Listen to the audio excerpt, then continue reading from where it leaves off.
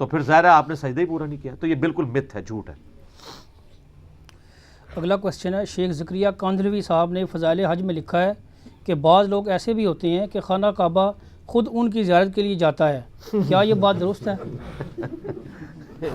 کہانی شریف ہے جی، خانہ کعبے کو کیا ضرورت ہے کسی کی زیارت کرنے کی؟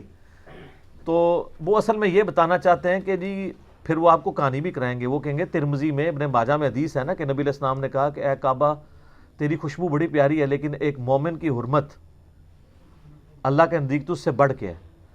تو سر وہ ہر مومن کی حرمت بڑھ کے ہے، لیکن کسی مومن کا طواف نہیں ہو سکتا.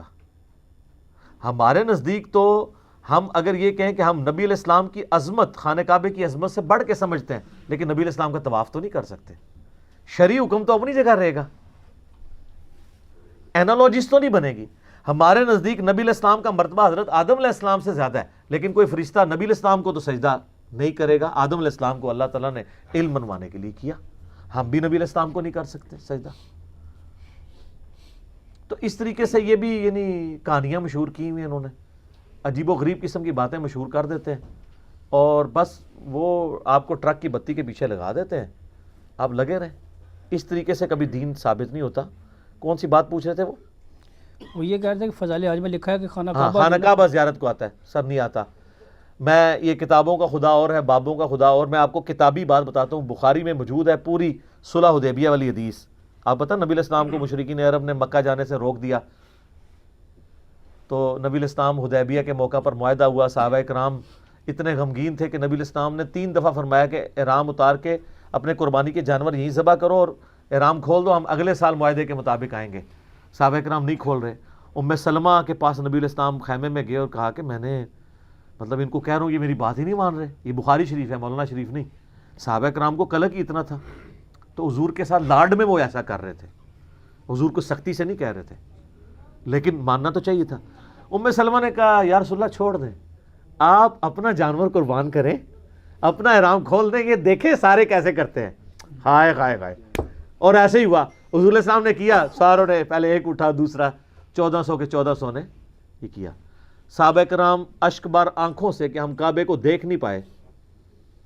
6 سال کے بعد موقع آ رہا تھا کعبے کی زیارت کا، اور وہ صرف کعبہ نہیں تھا، ان کے لیے آبائی وطن بھی تھا، وطن اصلی بھی تھا. تو سر ادھر تو ہونا چاہیے تھا. جیسے ہی صحابہ کی آنکھوں میں آنسو آئے، کعبہ خود اڑتا ہوا طواف کرنے کے لیے آ گیا. سر کعبے کا یہ حق تھا کہ رسول اللہ کا طواف کرتا آ کے. وہ تواڈے بابیاں نو کسی نے کھنگن نہیں دینا.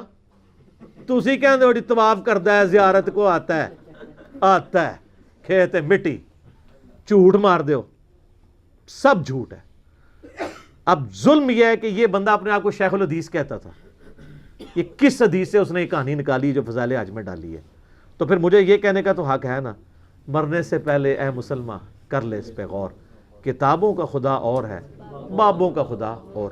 یہ تو کہانی چھوٹی ہے، اس تو بڑی کہانی کشف المجوب میں لکھی ہوئی ہے کہ بایزید بستامی جب حج کو گئے تو کعبہ ہی غائب تھا.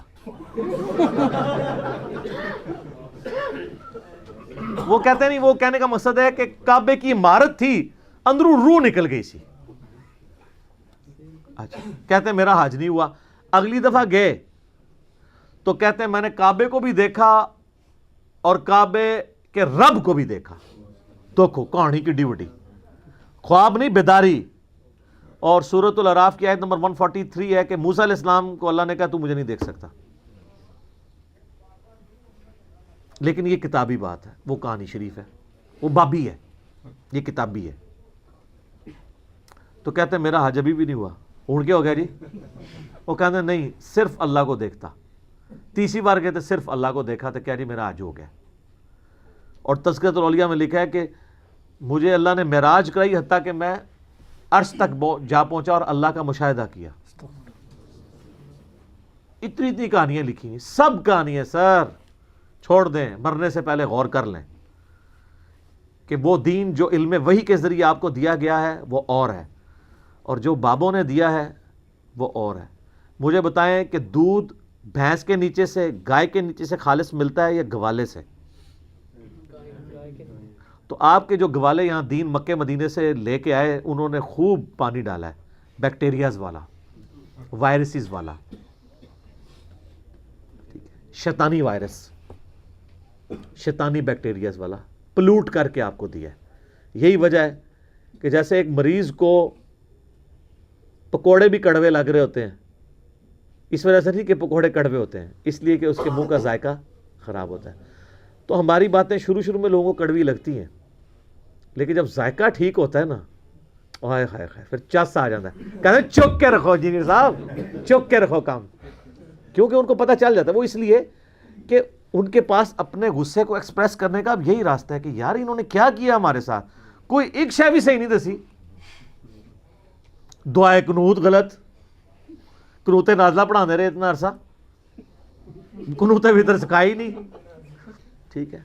और फिर बाबा जी, एक बाबा जी बड़े मशहूर ने ना, बाबा जी कहते हैं कि जी जजा को दुआए कनूत सुनो, और बाबा जी दुआए कनूत तो तुहानू भी नहीं आउंदी, क्योंकि तुसी भी याद की अल्लाहुम्मा इन्ना नस्तईनुका व नस्तगफिरुका। जो दुआए कनूत वित्र है वो तो है अल्लाहुम्मा हदीनी फी मन हदैत। तुसी जजा को के सुननी, पहले आप सुनाओ। और हसन इब्न अली को नबी इस्लाम ने सिखाई थी। सब कुछ कहानियाँ हैं, अल्लाह ने पर्दे रखे हुए हैं इनके, लेकिन आखिरत में तो फिर किस्मत वालों के ही पर्दे रखे जाएंगे। जो गुमराही के पेशवा हैं वो तो नहीं बचते, ये तो ज़हन में रखेंगे। ठीक हो गया जी, सही।